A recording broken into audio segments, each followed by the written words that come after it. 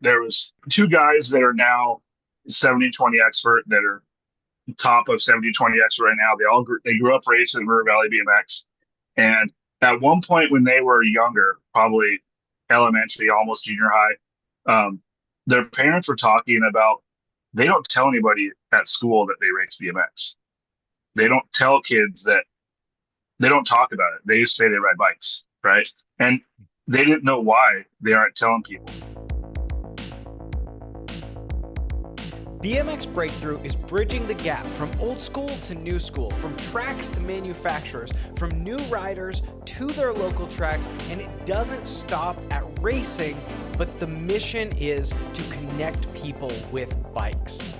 Join me, Jay Oaks, as I interview key people in the sport and in the industry that are involved in their local circles, in their communities, at their local tracks, and aiming to make a difference on a local level. You'll hear stories, marketing tips, failures, successes, and a way to make a difference in your local BMX community. Let's dive in as we kick off this next episode. Jeremy, I'm excited. We're going to have a cool conversation. This is going to be fun. You and I have gotten to know each other, I guess, over the last few years of just being around the Northwest Washington area tracks, and gotten to know you a little bit. But because I don't really know like a formal introduction of you, and for anybody listening, will you give us a little bit of a, we'll call it a semi-formal introduction? Yeah, my name's Jerry Bushnell. I live in Tacoma, Washington. I've been involved in BMX since 1985. So started racing when I was 5 years old. Later on, my dad started racing 2 years later. Both my sisters started racing shortly after that, and my mom started working at the track and helping run the track. So became an entire family thing, and we traveled country. We traveled everywhere. My parents helped run and build the tracks in the area. So um, I kind of grew up not just around BMX, but also around the operations of BMX ever since I was a little kid. So now I'm turned 45 in September, and I help run a track now, and I'm still racing my bike with my dad, and it's a cool thing to be involved in for a very long time, 40 years now. That's cool.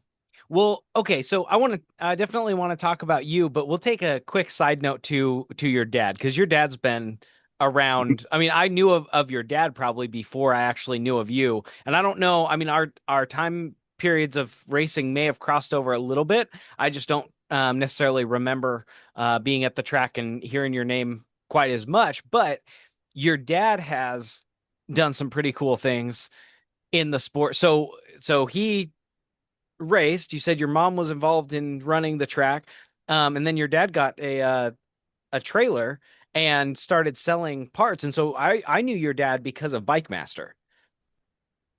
Yeah.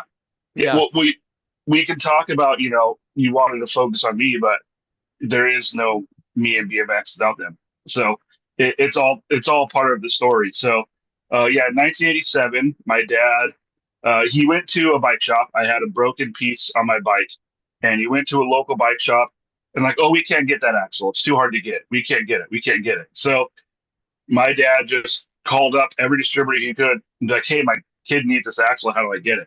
So he made those connections of how to get those pieces. And he's like, BMX at the track, nobody can get these parts. So he basically loaded up his truck, ordered a bunch of bike parts, and sold bike parts at the track out of his truck because he couldn't find a part for me at the local bike shop because he realized there was other people at the track that were probably in that same story. You go to a local bike shop and they'll have road bike stuff, and back then in '85, not really mountain bike stuff, but not like they do now. But they didn't have the BMX specific racing, little mini bike parts. So he got those bike parts, and at that point started selling bike parts out of the back of his truck at River Valley BMX with a tent.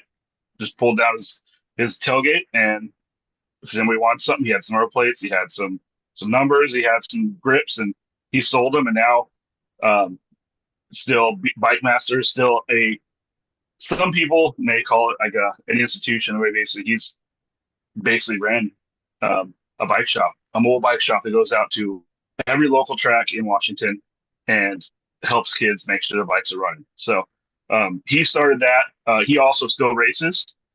Some cool little facts. Like I said, my dad and my sisters did have many more accomplishments mentioned BMX than I do. So, my dad, about 5, 10 years ago, Gork put out something in the BMXer, or the Pole magazine that was the most number one nags ever.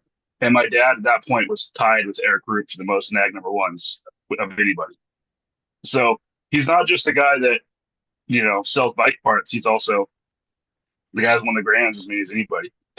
So he's done some cool things, and he's something obviously I look up to, and it's inspired me to do things. But everybody in the area, so it's like I said, it's there's no story without him of me and BMX. So he's done a lot of cool things and helped a lot of cool people.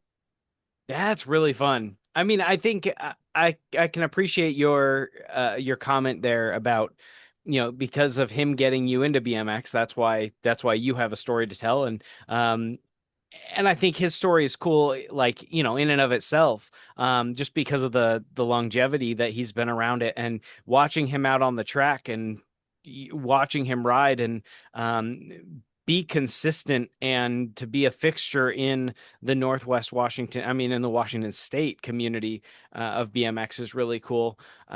So anyway, yeah, I think that's super fun. It is neat to hear, his, I mean, longevity right up there with Eric Roop when it comes to nag plates, but also just, I mean, I just love watching your dad out on the track. It's Yeah, really fun.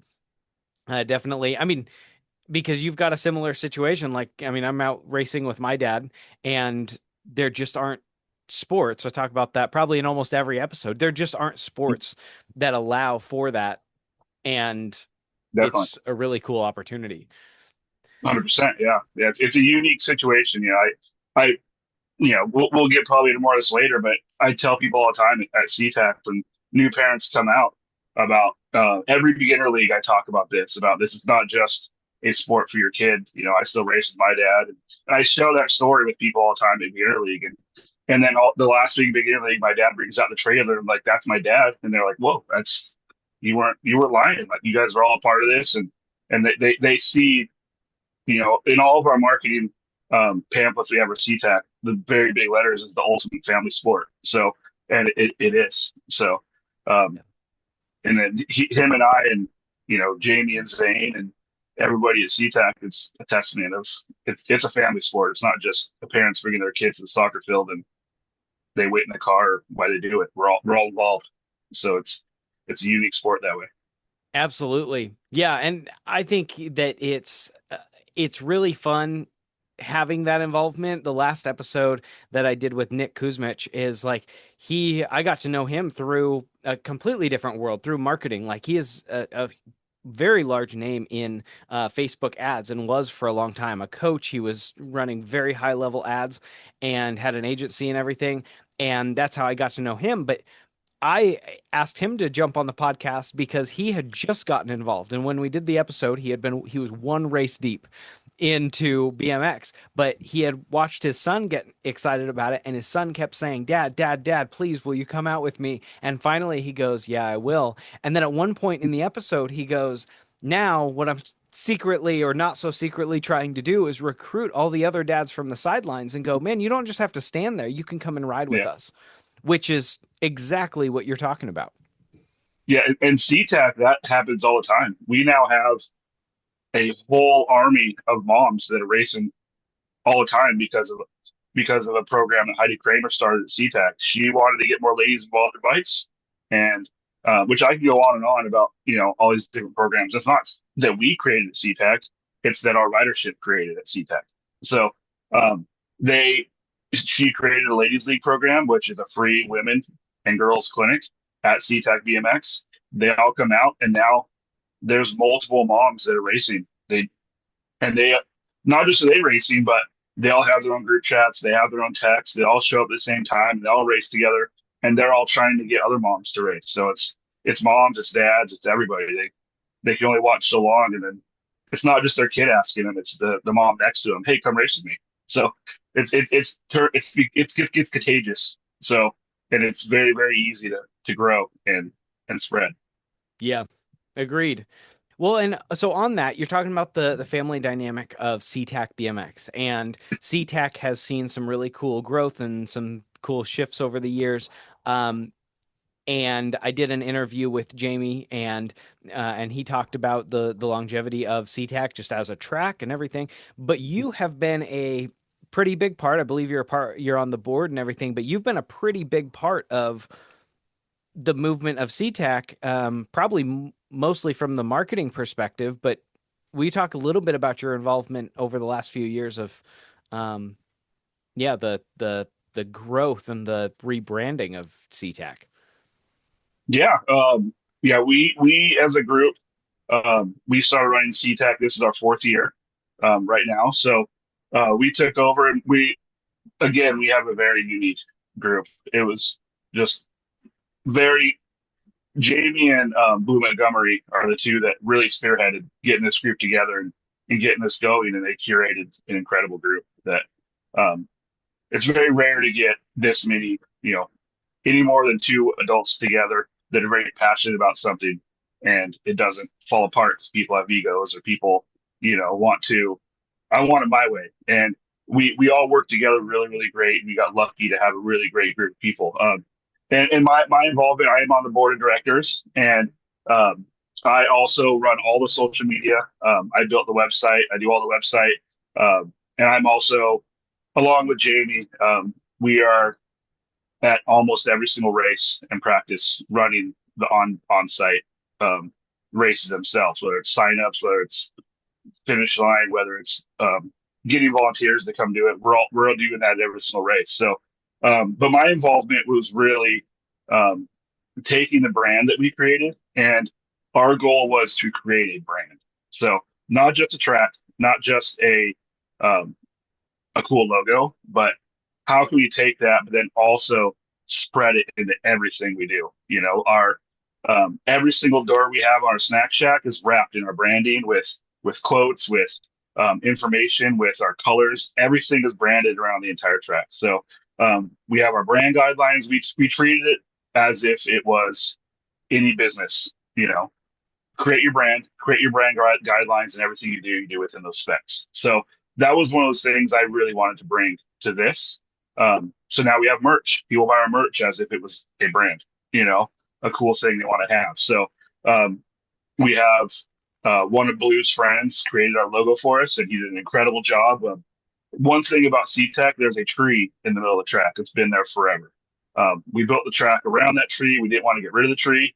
Um, if we ever somehow we have ideas of possibly getting a roof over the track at some time, and we've had drawings of the roof with a hole in it, so the tree still is there. So we really want to keep, like I said, that's all part of the brand because our logo is we're also 5 minutes from SeaTac Airport, one of the biggest, main airports for Seattle. And so our logo is a tree that's also a plane mixed together. So it combines that tree in the middle of the track and the plane.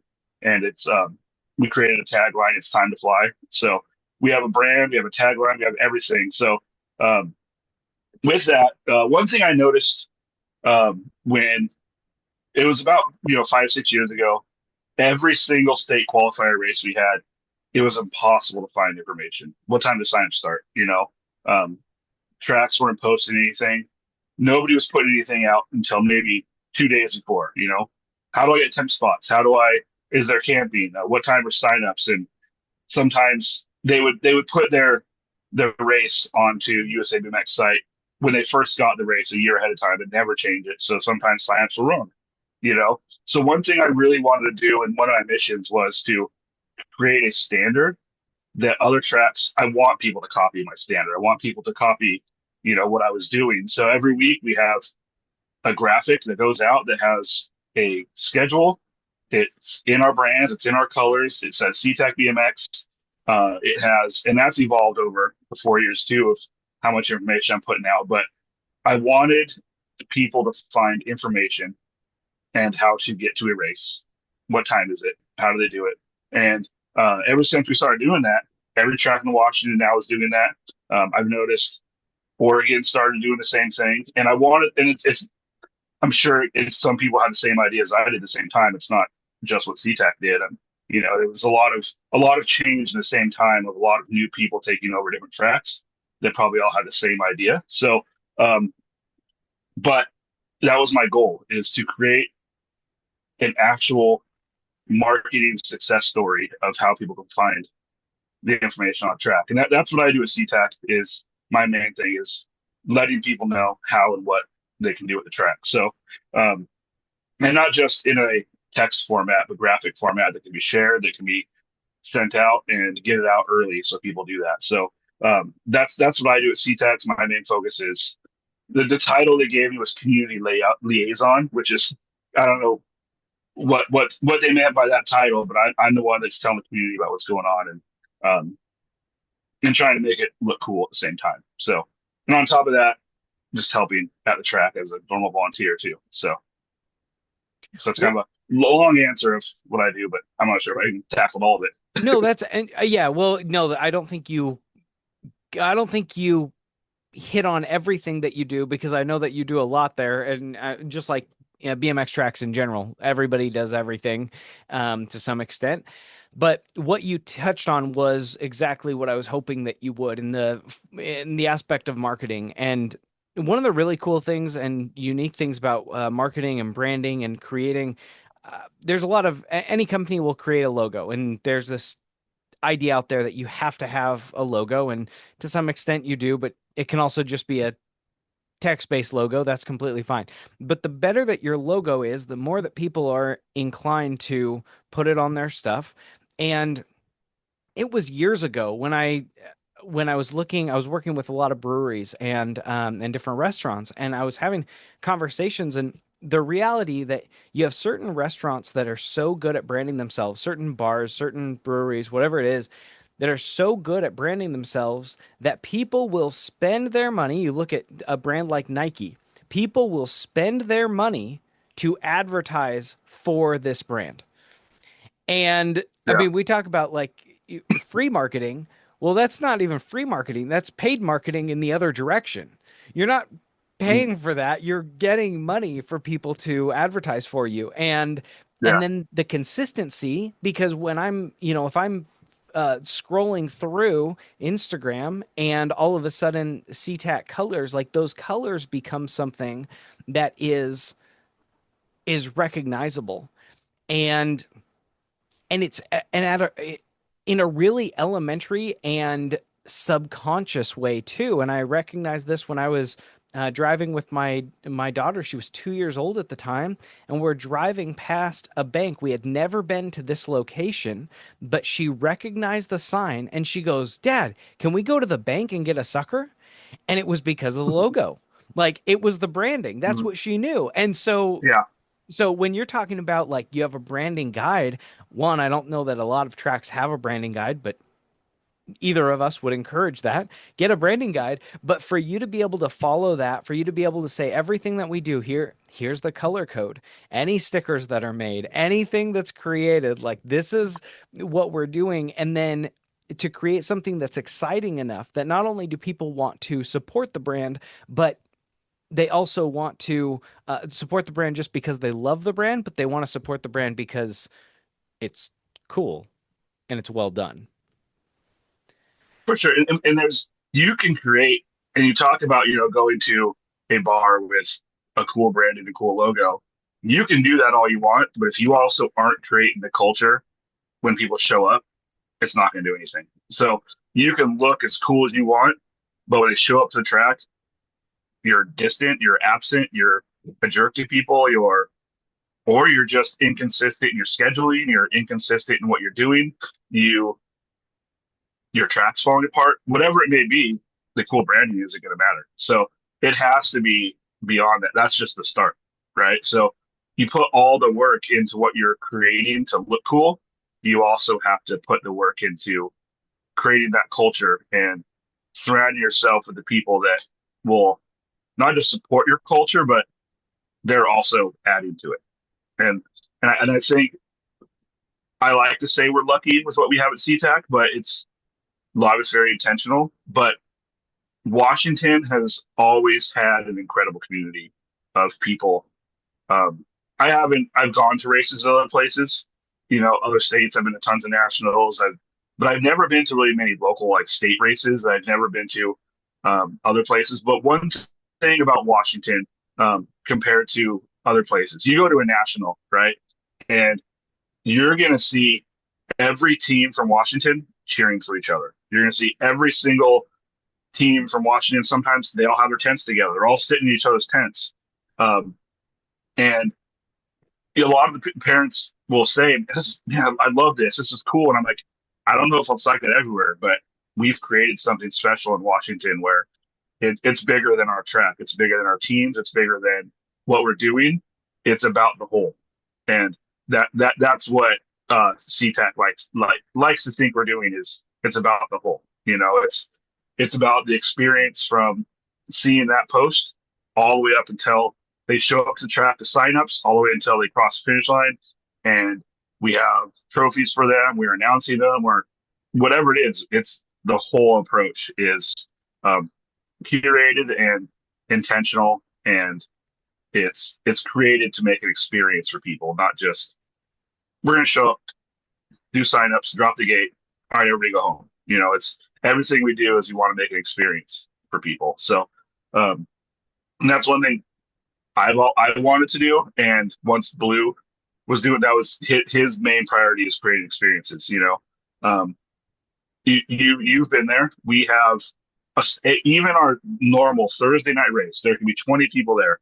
Every single race starts with our intro, which is the guy that's the intro from every movie you've seen, right? It's that guy announcing, "Welcome to Seatac BMX," and we have a song behind it that's loud and energetic and intense, and it gets the vibe up. And we do that in every single race. It doesn't matter if it's going to be the Gold Cup Finals. It doesn't matter if it's our Thursday night race and we have 5 motos.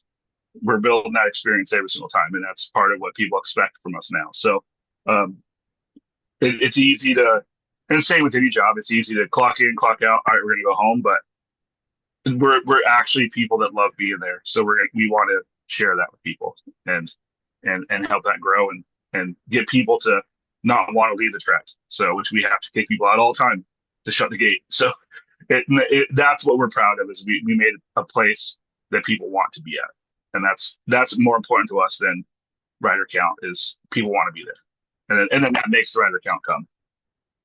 Which I think you hit on an important part too. You've got the marketing, but you said you can you can work as hard as you want on the marketing, on the branding side of things, but if you don't have a good experience, if you don't have a place that people want to be, then it doesn't mean anything.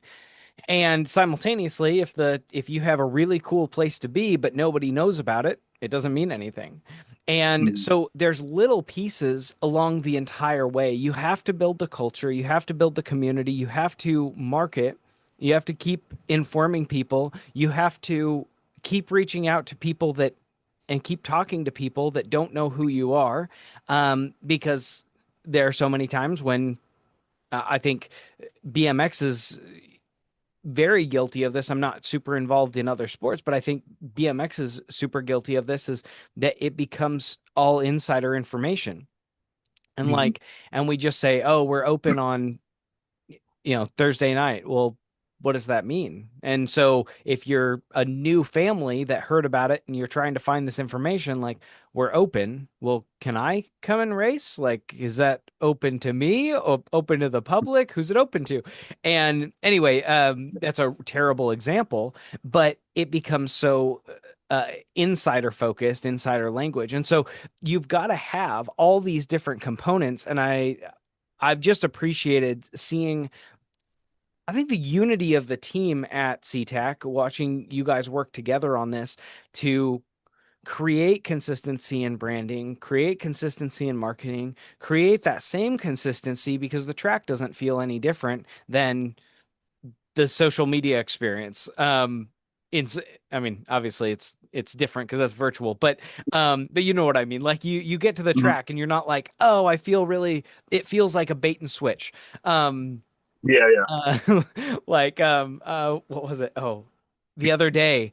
when I was out in Washington. We were my dad and I went over to Port Angeles for a Tuesday night to visit Sean, and anyway, and got to hang out with some other people, got to hang out with some of our team members over there and stuff. But anyway, on the way back, I see this pamphlet on the ferry, and it says there's like it's like an ice cream social cruise or something. Well, you read through this, and it's like talking about this whole ice cream ferry ride on Sundays and everything. And then you get to the very bottom, and in fine print, it says ice cream available for additional charge.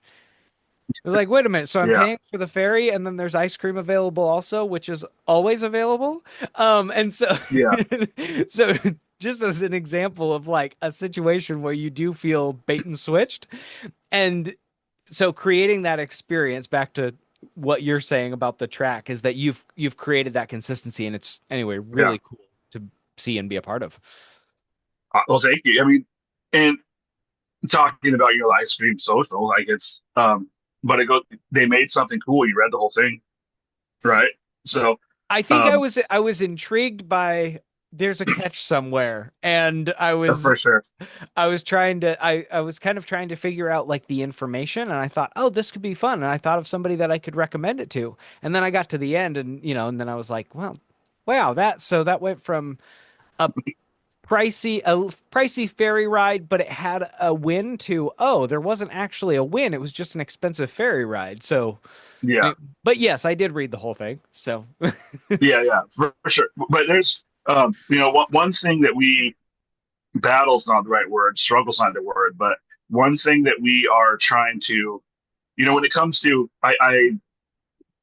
before I went to school, I'm a graphic designer, brand strategist. That's what I did before I left that world, and now I build bike jumps for a living. But um, one thing is those what you're trying to do always is solve a problem. How do you? What's the problem? How do you solve it? Right. So one of the problems we have here is in Washington. There's probably more people that ride bikes than most places. Whether it's road bikes, mountain biking. BMX is the smallest of all that, right? I work for a company that builds all the mountain bike parks across the entire state. So I see the amount of people that are riding like they're on BMX, but they're on mountain bikes. I see it every single day. I'm building the places for those people to ride, but there is still a huge disconnect between BMX and mountain biking.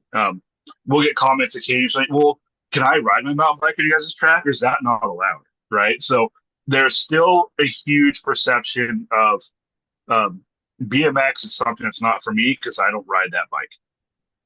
BMX is not for me because I don't want to race every weekend. BMX is not for me because I don't care about plates, but I do like to compete, right? So BMX is, like I said, is great about promoting to you and I, the people already in it. But how do we tell that story that you can race whatever you want? You can come out and race whatever you want, and all it takes is you get hooked, and then maybe I'll buy a cruiser, right? So um, I talk to people all the time at work events that I have where we're building trails, and I'll talk about BMX and the amount of people. Oh, I raced that when I was a kid, but I couldn't do that anymore. It's not for me. The bikes are too small. but The I've grown up tracks. now. I've grown up now, or whatever it may be, right? So I asked him, well, why don't you bring your kids out? Like, no, no, we'll ride bike parks instead. So um, one thing that we fight here is the accessibility, right? So um, I could pull up an app called Trailforks right now. I live in Tacoma, Washington. I can zoom out and you'll see 100 places that you can ride your bike that have jumps, that have turns, that have a starting and end point. That is the exact same thing to them as what BMX is, but it's a free mountain bike park they can go ride. So why would I go pay to do it, right? So that's one thing that we are myself trying to solve. How can we show these people? Because one of the best things I like to sell people on in BMX is BMX isn't like a football team, right? The football team, you have for these 2 months, you have to go to practice every Tuesday, Wednesday, Thursday at 5 p.m. You have to be at the game on Saturday. You have to be there or you're off the team. You have to do this or you're off the team. You have to do all this stuff. So um, one of the main selling points for me of BMX is you can be as casual or as serious as you want to be, right? You could race once a year, you can race once a month, you could race 5 times, 6 times a week if you want in Washington, right? So a selling point that I think BMX really needs to push is that, right? It's not about you sign up and, well, I got to invest $1 million to travel across Washington to race every state qualifier, every Gold Cup qualifier, every single local race, or I'm going to get left behind, right? So how do we? The problem is how do we change that narrative of um, it's too expensive, it's not for me, I don't want that commitment, right? So how can we sell that to people? And beginner league is one of those ways to sell it. It's a condensed. It's what I'm talking about, where you have to be there every Friday, but it's for a 5 week period, and they can come and go, and it's a good way to get involved. And I'm a firm believer of if you race BMX 5 times, you're either going to be in love with it or you're going to realize it's not for you. And majority of the people have 5 races, they're hooked, they're in. So um, the problem that we're trying to solve, and myself trying to solve, is how do we change that narrative of I would rather just go ride the bike park instead of going to the racetrack, right? Maybe pump tracks have hurt that too, and they just see the racetrack as a big version of the pump track, and I'm not going to pay to race it. I can ride it for free, you know, but you don't want to close it off at the same time, in my opinion, to everybody. So that's one thing we're working on trying to solve, and I think we've found some ways to really help that. But I still do get a lot of pushback from, you know, the millions of people that ride mountain bikes in this area of no, I don't want to go there, but I'll ride the mountain bike trails 100 feet behind it, but I'll never go inside that fence. You know, so how do we change that? At this time, I want to give a special shout out and thank you to our 2025 sponsors who are helping us make the mission of BMX Breakthrough happen, which is to grow the sport at a local level. These sponsors, you can find more about them in the description, and then you can use their coupon codes. And you may be saying, I don't need a coupon code, but I would ask you, please use that coupon code as a way to help us all track what we're doing together. It helps them, it helps us, it helps everyone. So at our gold level, we have Box, Mongoose, and Pro Lids. At the silver level, we have Dan's Comp, LRC, and Pro Start. And at the bronze level, we have Command Aviation, Danger Snacks, Fly Racing, Gear Blocks, Justin Shepard Title Examiner, Lincoln Park BMX, Sign Dog Northwest, Sound Cedar Lumber, and Tasco. Once again, you can follow the links in our description to find out more about these phenomenal brands. You can find the coupon codes for some of them available there. And thank you so much to our 2025 sponsors. Now back to our episode. The conversations that organically come up through the podcast is really cool, because even as you're talking, I'm like, man, it's just a question that a lot of people are probably having, and people, you're in a different spot. You glazed over what you do for a living, but building all the mountain bike trails. So, I mean, obviously that's a pretty big part of your life. So you have a different perspective because you're both inside working in that world, and then you're inside working in the BMX track world, and you have an affinity for both, and you see the value of both because it's just people being outside riding bikes, but it's trying to blur those lines and bring them together. And I think one thing that you mentioned is the accessibility of mountain biking versus BMX racing specifically has become, I mean, it's so accessible, so easy to get to. The other thing is there is a cost to going to a BMX track and to go riding. But I think being able to blur those lines, you had talked about, people going, oh, I'm just not going to come over there. I'm not going to, make the shift. I'm not going to come over and take the time out of my day to go over to the track. And so there are going to be other BMX tracks that are having the same situation, but maybe they didn't know exactly what was going on. So we just have to find a way in order to reach them. And obviously USA BMX has tried to create a mountain bike series that I don't know in I don't know that it's been all that successful. I have not seen it be that successful. But maybe maybe some of that in different tracks comes down to some of the marketing.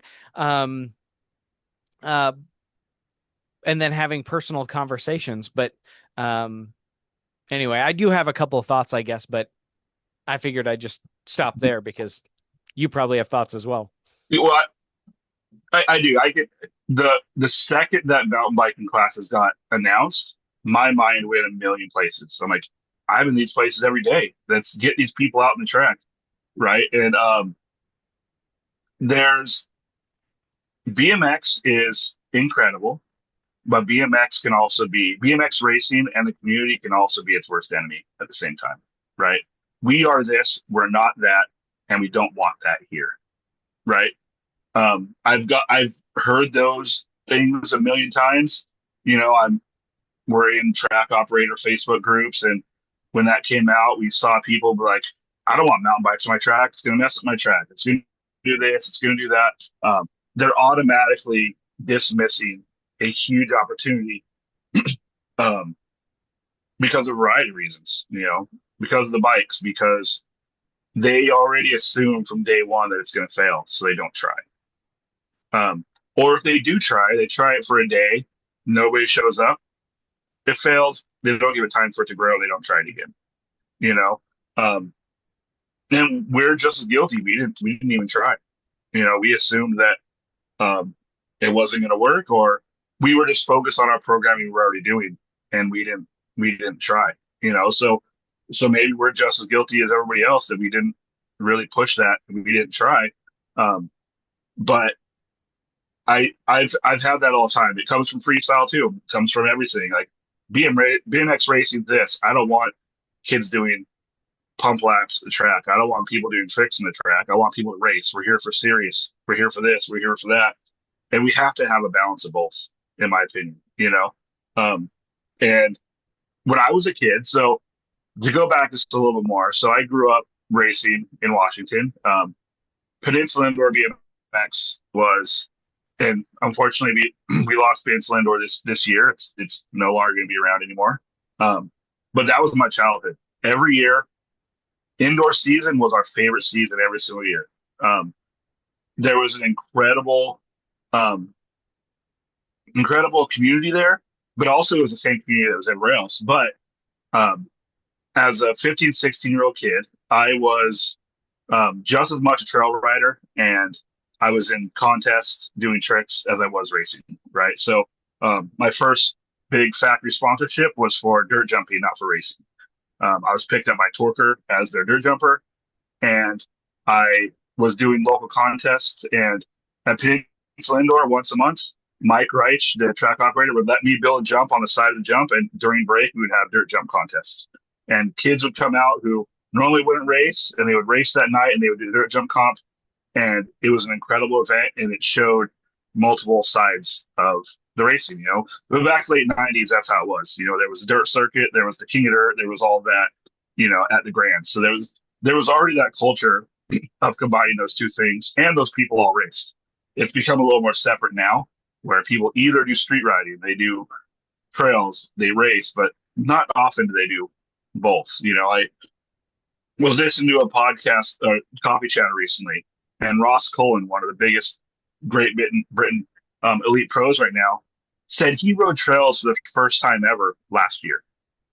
So it's not like it was before, where everybody was riding everything, and that's just what we did.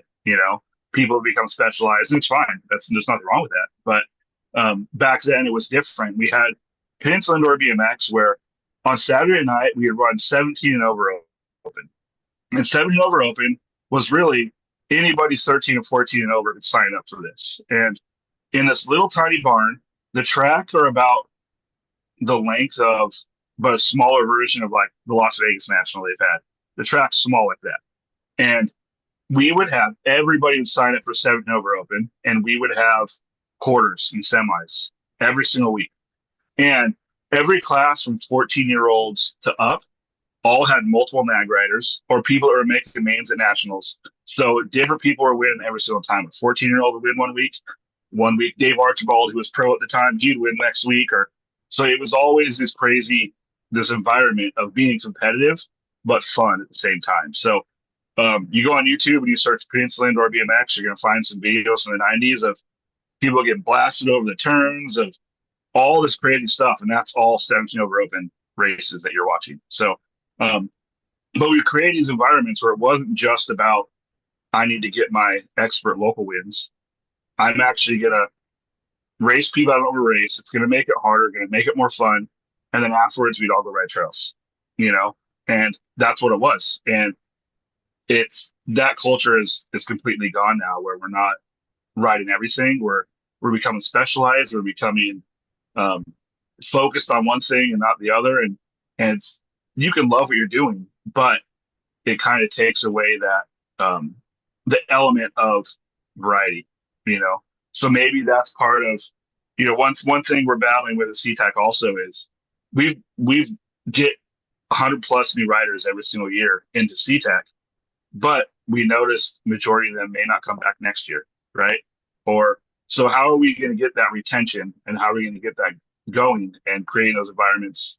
Every year we see a little more come back, but what can we add to the experience? Whether it's a dirt jump contest, whether it's a Jamie now is creating a fleet of little pit bikes, so we're gonna have pit bike races during breaks, right? He now has two or three of them. They're all awesome little 60-inch pit bikes. They're branded with Seatac stickers, and kids ride those things around the track during break more than their own bikes, right? So, but we're gonna start with pit back races. Like, how can we add things to the event that's not just sign up, race, and go home?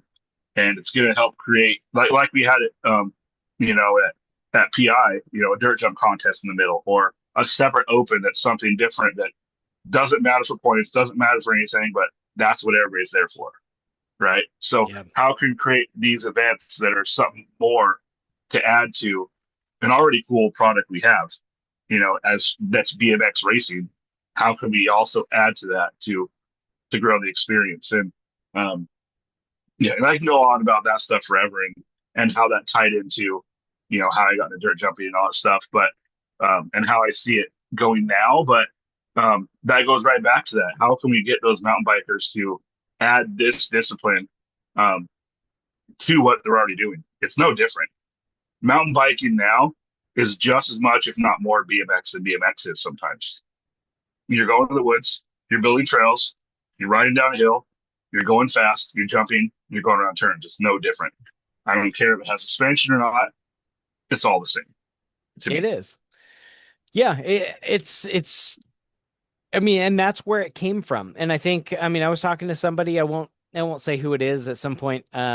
We've just not been able to align our schedules at some point. I'd love to have him on the conversation, but his biggest frustration is that BMX just doesn't get the credit for the origination of mountain biking. I mean, that's where it started.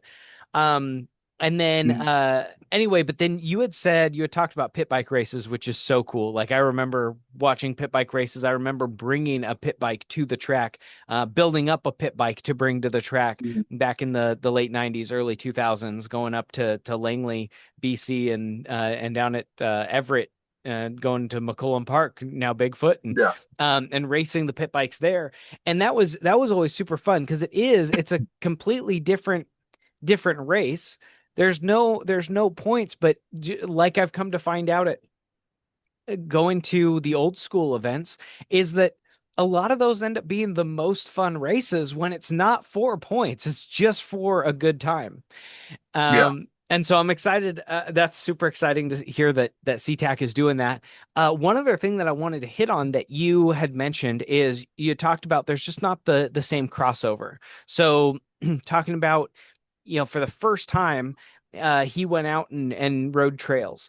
And one of the things that Eric Carter had commented on in one of the Dirty Knobs episodes, and I want to say it might have been an episode, one of the first episodes with Greg Hill. I could be wrong on that, but the kids don't have one bike to do it all, and they that's what that's what they used to have. And now Mhm. that was, I mean, that's before my time period of racing BMX as well, because bikes had evolved so much and had changed and transformed. And so there were different bikes for freestyle and for park than there were for the track. But I do think that that kind of hurts the sport in some ways. Like you go back, if any, if anybody's listening and isn't familiar, the easiest illustration of this is the movie Rad. And you watch Rad, and Crew is on the same bike for racing, and he's on the same bike for trying to backflip. He's on the same bike for getting chased Yeah. by the cops through the lumber yard, like or through the mill. Like he's on the exact same bike. And I think that's one thing that I honestly, if I think of one thing that I'm a little envious of, it's just having one bike to do absolutely everything. And you still can. I mean, it's still fun, but you lose a little bit of competitive edge if you're just on a a single bike. Um, but anyway, I think that that's definitely an area where we lose some crossover too, because it used to be so simple. Like, I want to go to the skate park. Okay, now let's go over to the track, and you got to have two bikes for it now. Yeah. And growing up, I always, when I was in my teenage years, I always had two separate bikes, but I could ride my race bike on trails, you know. I'm right now, right in front of my computer, I have a dirt jumper. Over to the left, I have my cruiser, and then in my room, I have my full suspension transition. And I have, it's like you're saying, I have a different bike for every kind of riding. Um, but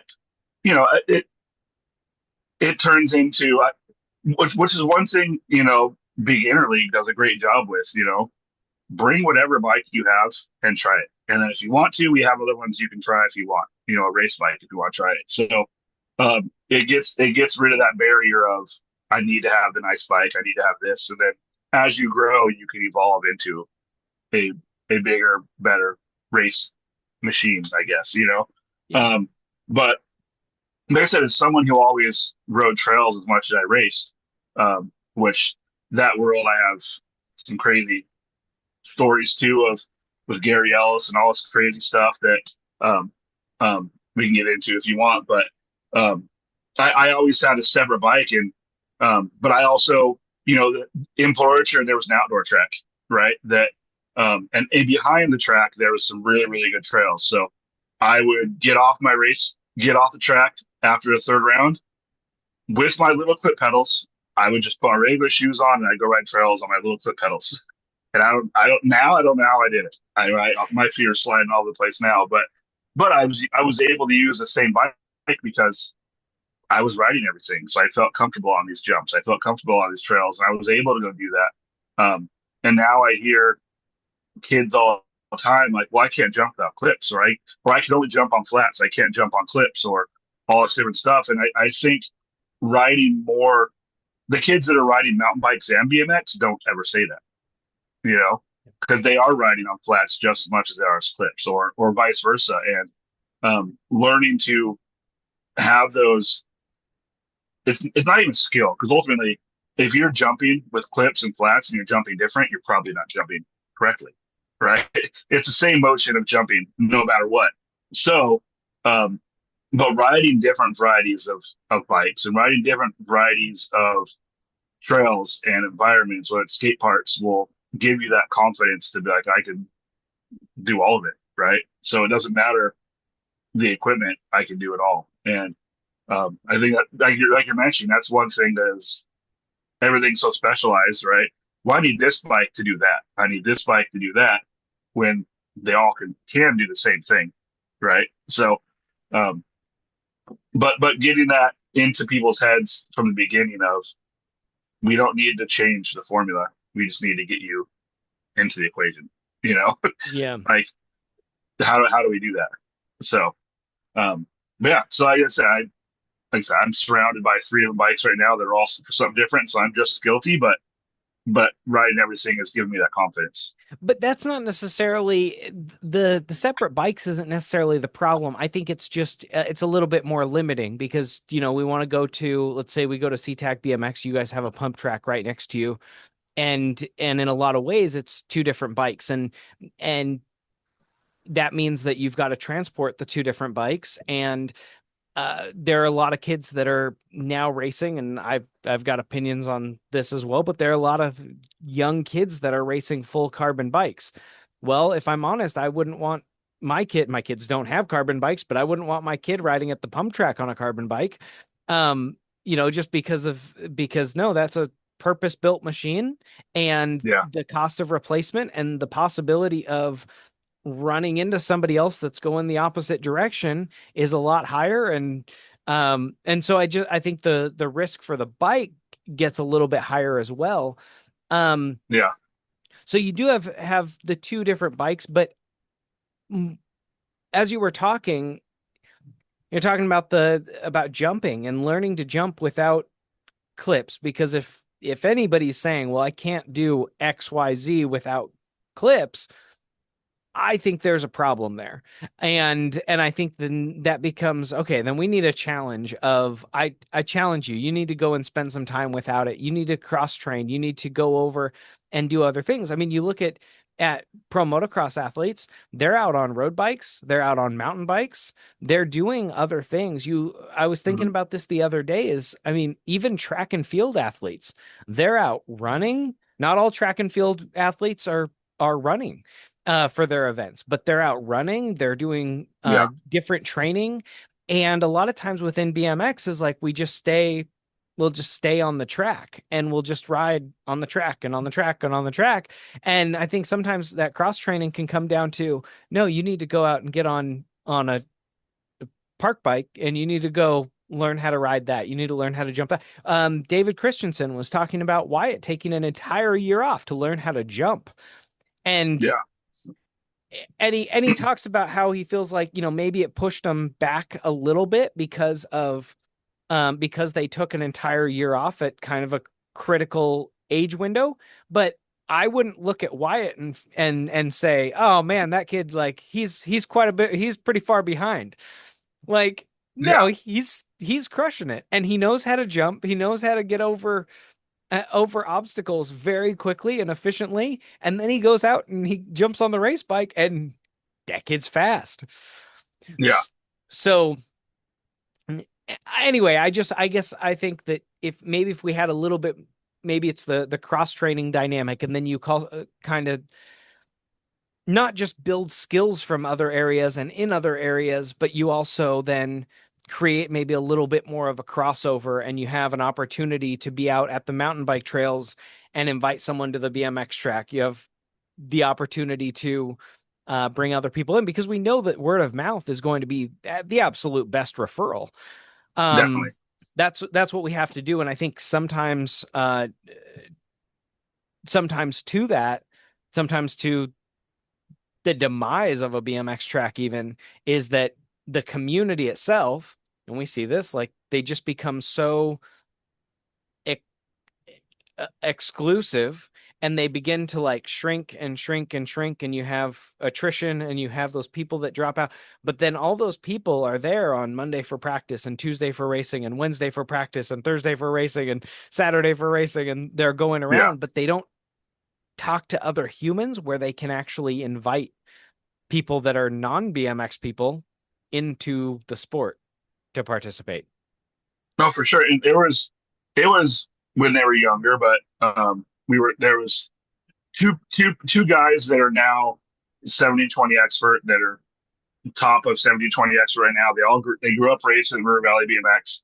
And at one point when they were younger, probably elementary, almost junior high, their parents were talking about they don't tell anybody at school that they race BMX.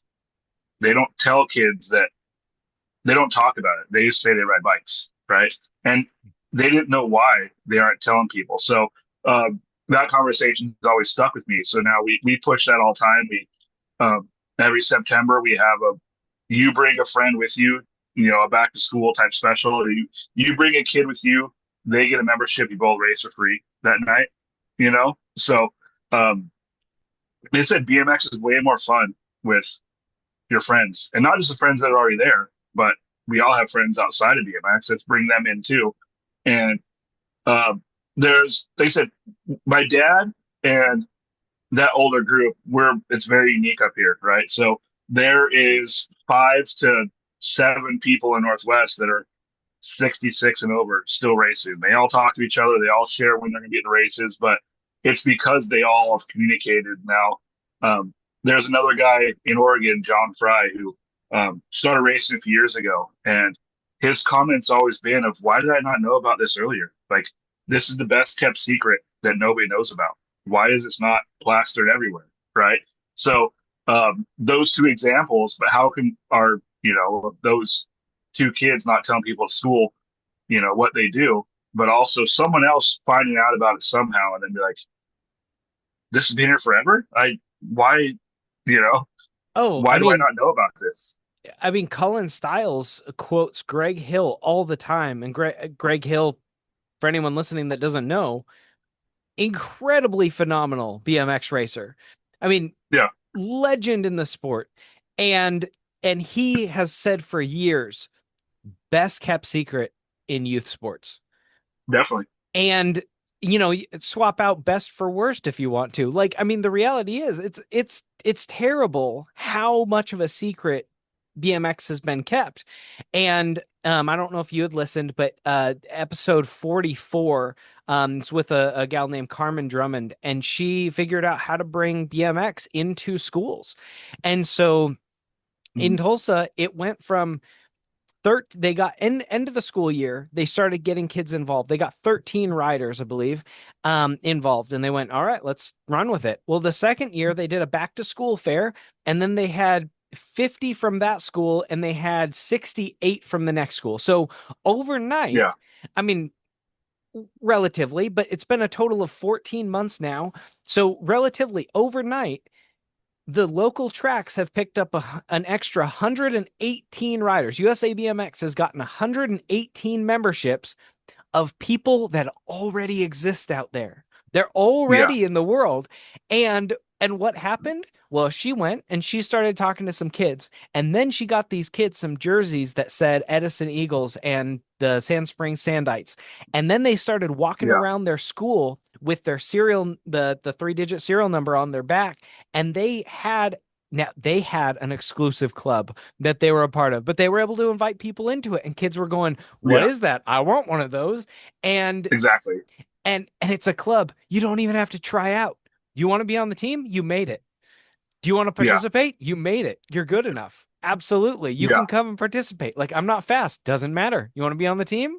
yeah, And so anyway, so many parts of that conversation with Carmen were just earth shattering. And I stopped by a practice actually just the other day, and just seeing these kids coming in, checking in. They don't have all the gear. They don't have mhm, they're using track bikes, and it just, if I'm honest, it just warms my heart so much, because there are all these kids that probably they either had a bike or they didn't have a bike, but that's all. That they didn't know anything else about BMX, and then they were yeah, introduced to this and they love it so much. yeah, yeah. There's that, and then with us, that's Jamie and I all the time. We'll talk about.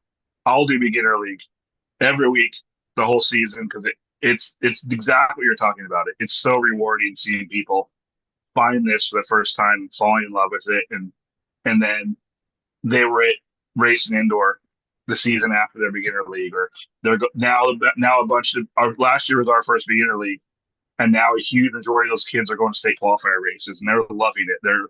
They've now explored the state all because of their bike, and um, but with us, talking about how do we get people to talk about it, there's a huge majority of people that come to our beginner league that are friends of people that already raced the track. So it's turned into now that word of mouth, and this kid Jason wants to bring his friend Reef out to race, and now Reef's in the beginner league because Jason told him about it at school. So we are trying to spread that and telling people to do that, and we're starting to see some traction. It all comes back from that specific conversation that from 10 years ago, um, of two kids that don't tell people about it. So we're really trying to push that, and we're starting to see some results of, you know, tell your friends, bring your friends. Let's make this something more than just our bubble. Yeah. So Yeah. And you can come and you can compete like I think you were talking about it. Like you can come and race once a year. You can come and race yeah, once a month. You can race once yeah, a week. You can race more than that. And then I thought was really cool within the school thing that they were doing is that they require 2 races a month. And that's it. And they try to push them to the same weekends so that you have a better, more stacked moto count and mm, rider counts for those 2 races, which I think is phenomenal. And I think it's just I think it's just so advantageous the way that they're going about it because kids learn about it, families learn about it, and usually there's a lot of excitement. yeah, There, there's a lot of intrigue. There's a lot of desire to be involved, to stay involved, to keep it going. So anyway, yeah, I'm so excited for yeah. what is happening. Yeah, and like we talked about earlier, it's contagious, you know. So, and so last week was our open house for our new session of Beginner League that starts this Friday. So, but throughout the whole riding session of the open house, I kept announcing the whole time. So I, for some reason, somehow, I never wanted to do it. Now I'm the announcer of Seatac. So, um, which is funny because talking about, sorry, a little side tangent, but um, you get involved in this and you become passionate about it and you start volunteering at the track. And now it's our 4th year. I've still never raced Seatac BMX because I'm always helping run races. Really? I've, and that's part of it's my choice. Part of it's just now I announce I do this other stuff, and somehow I've never raced Seatac BMX. It's not a conscious decision. It's just I show up at the track, and a lot of times my bike's in my car, but I end up announcing, or I'm working in signups, or I'm doing this and that, which is all the example like we talked about. So you talked about it on me, but it's nothing without my parents. Growing up, my only examples of parents in BMX was my mom, who was the right hand person to Mike Reich, still one of the best track operators I've ever been around. She helped him run 4 tracks at a time. Um, my dad was running the bike shops and also was the main builder, one of the main builders that helped rebuild Peninsula Indoor BMX every week for the track. So those two, what I'm doing now, helping run a track and also building trails, came from those examples I saw when I was a kid of my parents doing it. So to me, not racing a track is, I don't think anything of it because that's what my parents were doing, right? So those are the examples I had, and that's what I'm doing. And now people like you get the same response. You haven't raced it. I don't think any different. It's sometimes it's not about me or about you. It's about, like I said earlier, the whole, right? Um, Well, but I yeah, think that that would, happens for me. I'll show up at the track and I'm just as excited to watch my kids and support them some yeah, days. So it's the same yeah, thing. yeah. Which I realize whole side tangent, but talking about encouraging people and getting the excitement going. Um, so the whole time during open house, I kept announcing over and over, "Hey, also, if you're a parent here watching your kids, you can get on a bike and come out and ride next to them and try it." Um, Multiple did, and by the end of that open house, 3 of the parents signed up for the beginner league. So all it took was a simple announcement of, "Hey, you can come try this too." And a few of them went and grabbed a bike halfway through open house, and now Friday they're going to race in their first BMX race.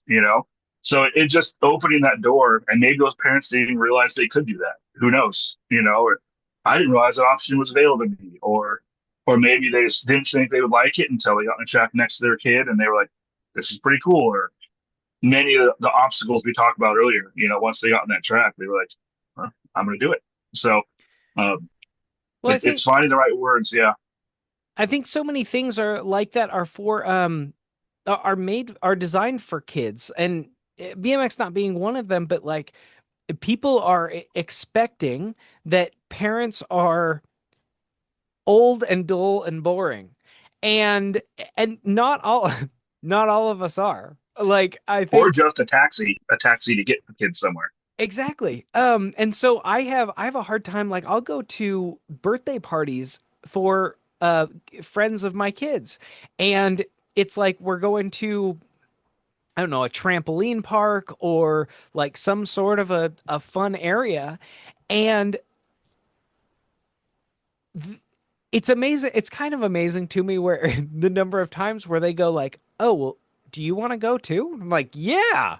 Like, yes, I do. Yeah. And but the majority of parents will sit on the sidelines. They just want to hang out. And I'm like, "No, I want to go play." Like I my dad was super involved with me and with my friends as I was growing up, and so my friends like really appreciated my dad and they liked my dad and but they had built relationship and rapport with him, and so one, I probably have the example of that, but two, I just want to I just want to go and have fun too. Like I don't think I'm old yet.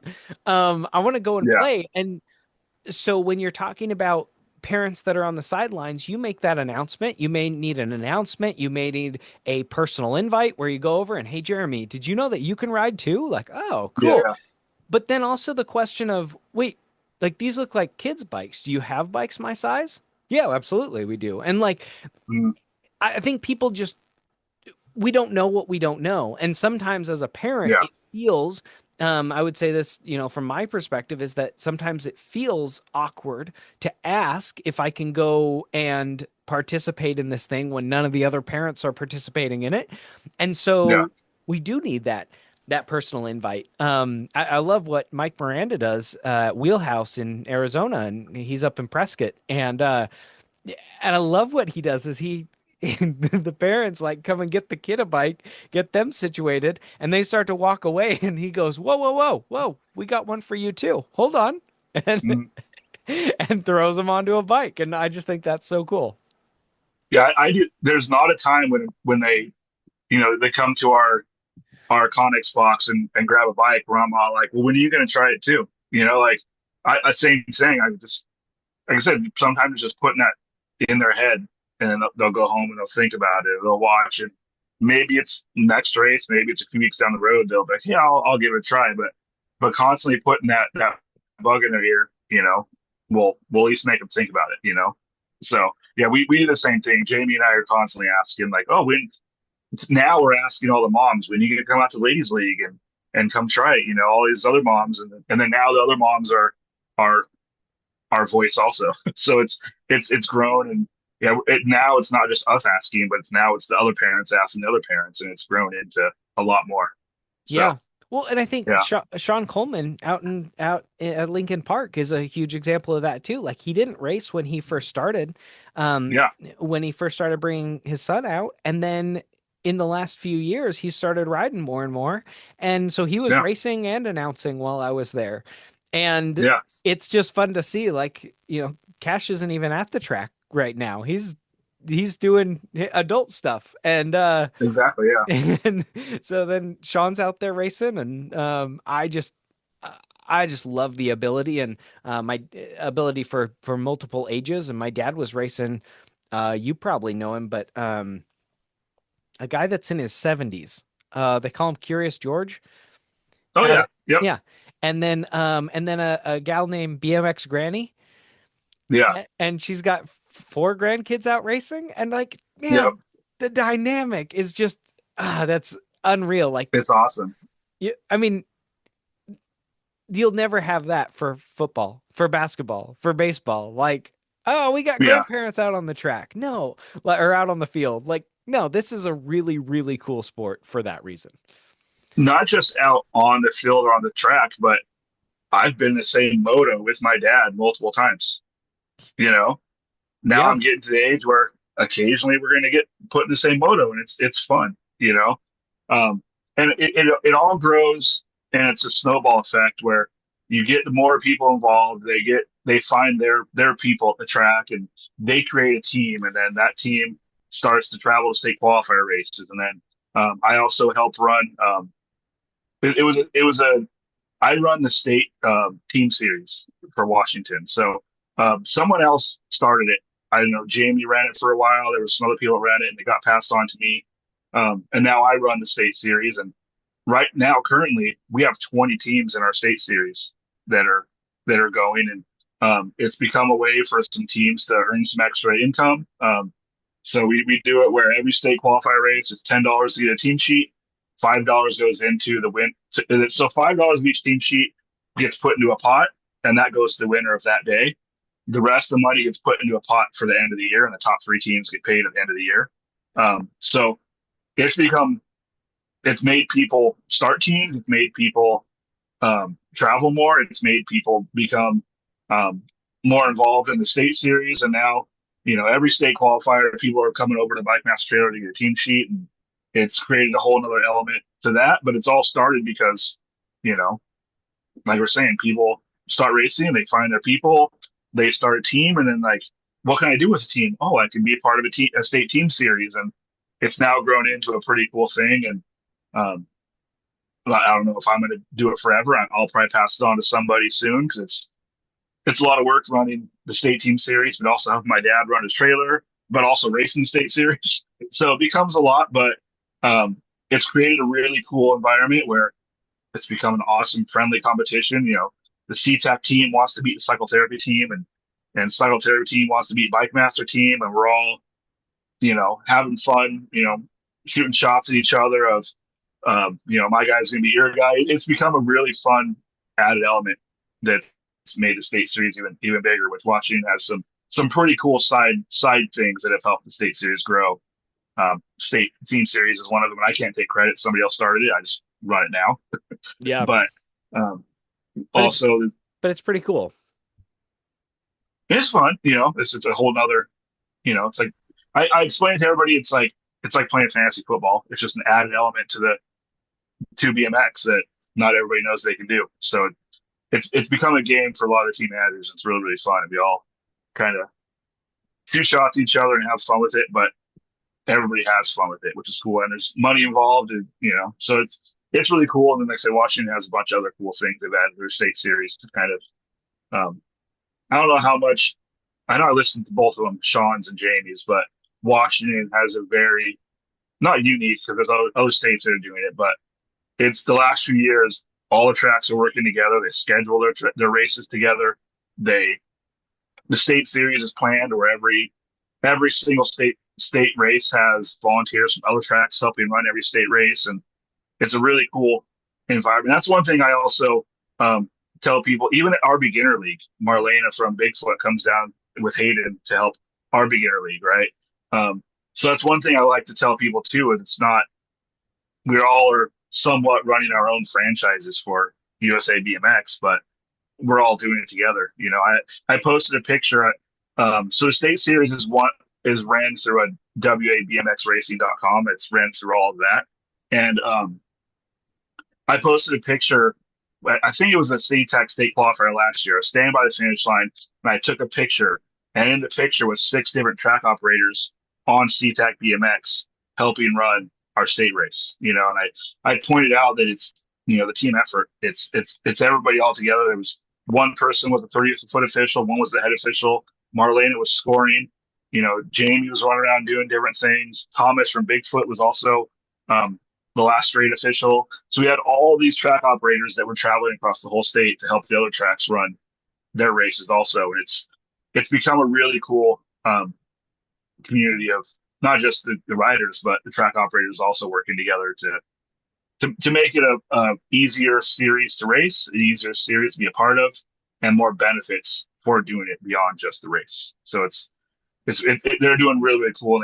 They don't get enough credit for which track operators never do, but they all don't get enough credit for the work they've been doing, not just on their tracks but together. That's So cool. it's really cool. Yeah, I love the dynamic of the tracks working together, and the reality is we don't need to be competing. We can be working together. We can be bolstering each other, encouraging each other, helping each other. Like, Yeah, it that's only pretty cool. benefits everybody. Exactly. There's no downfall to it. So Yeah, yeah, so it's really cool. Yeah, man. Well, Jeremy, this has been a fun conversation. It's been thank you. fun. I can ramble. So It's been fun getting to know you a little bit more, just outside of our quick passings at the track. And passings at Grand and everything at Grands, but it's been cool getting to have a conversation with you and Yeah, chat. So I awesome. Yeah, appreciate it. like I said, I take pride in what we're doing at Seatac, and we've had tracks reach out to us about because I built our own website, and I've had people reach out to us about how do we do that.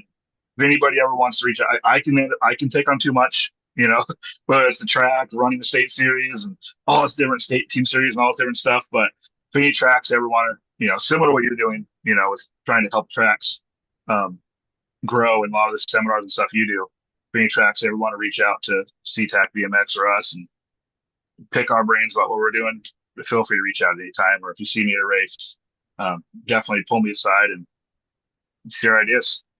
Awesome.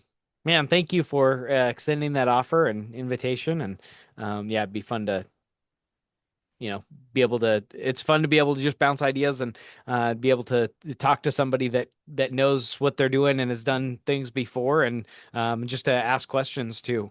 There's no reason I think obviously business owners do this a lot too, but BMX tracks do as well, is like there's no reason to stumble through and have to run into all the hurdles that you've already dealt with if we can easily ask you a question. Like, let's just find For out. sure. Like, Yeah, yeah, don't use this builder.